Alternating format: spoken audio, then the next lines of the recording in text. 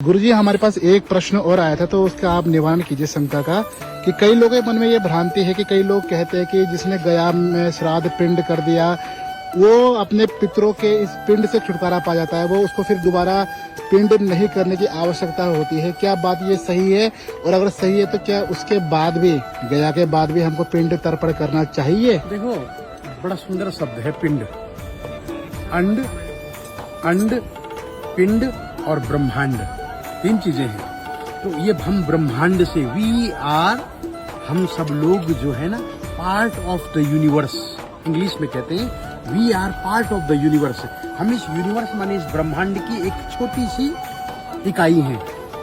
तो हम लोग जब इस धरती में आते हैं तो फिर ये पिंड शरीर प्राप्त करते हैं, और जब ये पिंड रूपी शरीर छूट जाता है तो हमारे परिवार के लोग, परिजन पिंड करते हैं, और पिंड करके हमें फिर से, पिंड का स्वरूप कैसा होता है? पिंड का स्वरूप होता है, देखिए जैसे ये गोल है, बिल्कुल ये गोल है। जी। तो ये गोल क्या है?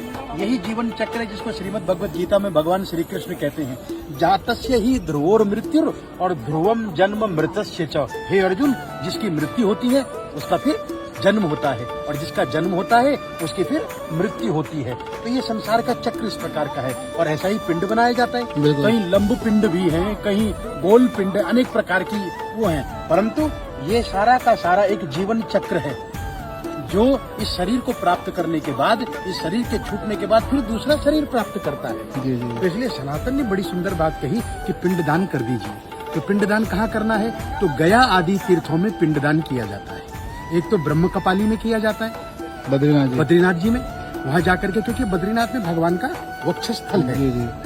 भगवान का मुख है, वहाँ जाकर के कपाल में पिंडदान किया जाता है पितरों के निमित्त। दूसरा किया जाता है हरिद्वार में, जो हरिद्वार में नारायण शिला, जहाँ भगवान का ये वक्ष स्थल है, वहाँ पर।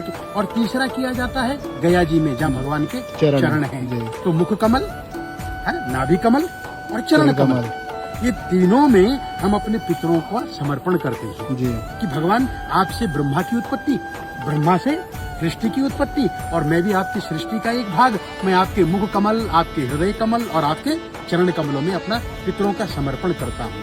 परंतु ये भ्रांति बनाई गई है कि उसके बाद तर्पण नहीं करना चाहिए। पिंडदान अलग है जी। एक बार गया जी में पिंड करके दोबारा पिंड नहीं करना चाहिए, वो आपने कर दिया जी।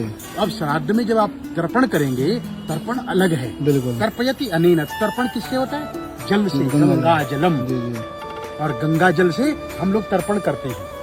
तो गंगा जल से जब तर्पण करेंगे तो तब पिंडदान नहीं करेंगे जी। और जिन्होंने गया में पिंड नहीं किया वो पिंडदान करें, हर प्रतिवर्ष कर सकते हैं, वो प्रतिवर्ष करें, क्योंकि उन्होंने किया नहीं है अभी। तो जब वो एक बार लॉक कर देंगे, जब एक बार गया जी में समर्पण कर देंगे, और गया का अर्थ ही है गया। तो आपने जब गया कर दिया तो कहाँ गया? श्री चरणों में। कहाँ गया? बोले वहीं गया जहाँ से आया था। तो श्रीमद् भगवद गीता, जातस्य ही ध्रुवोर मृत्यु ध्रुवम जन्म मृतस्य। तो मतलब गुरुजी, जो गया में एक बार पिंड कर चुके हैं उनको पिंड आवश्यकता नहीं है, लेकिन तर्पण जरूर करना अवश्य करें। तर्पण श्राद्ध तिथि में वो गंगा आदि तीर्थों में जाएं, गंगा, यमुना, सरस्वती, नर्मदा जी, ये कहीं पर भी जाकर के उन पितरों के निमित्त तर्पण करें, तर्पण श्राद्ध कर सकते हैं, बिल्कुल। कुछ लोग ये कहते हैं कि तर्पण नहीं करना चाहिए, मैं उनका आह्वान करता हूँ वो कभी ना करें, बिल्कुल। परंतु मैं आपका आह्वान करता हूँ आप अवश्य करें। जो नहीं करना चाहते हमें उनकी बात नहीं सुननी, ठीक है, आप मत करो, क्योंकि ना आपका दादा था ना आपका पिता था, आप तो स्वयंभू हैं, आपके गुरु भी स्वयंभू है, ना उनका पिता ना दादा, स्वयंभू चले जाएंगे, वो स्वयंभू चले जाएंगे। तो हमारा ये तो तर्पण इसलिए है कि हम अपने पितरों को प्रेत नहीं बनने देना चाहते, बिल्कुल, हम उनको देवता बनाएंगे, हम उनको देवता बनाते हैं। कौन सा देवता? पितृदेवता। और जो पितृदेवता, जब देवताओं को कहते हैं तो देवता सब कुछ देते हैं, क्या बात है। लेकिन अगर पितरों ने मना कर दिया तो देवता भी कुछ देने के योग्य नहीं रहे। तो उन स्वयंभुओं को जो पितरों का तर्पण श्राद्ध नहीं करना चाहते और आपको भी कहते हैं कि हम तो डूबेंगे सनम, आपको ले डूबेंगे, तो आपको भी लेकर के डूबेंगे, डूब भी रहे, और डूब भी रहे हैं, आप तरिए। तो दोस्त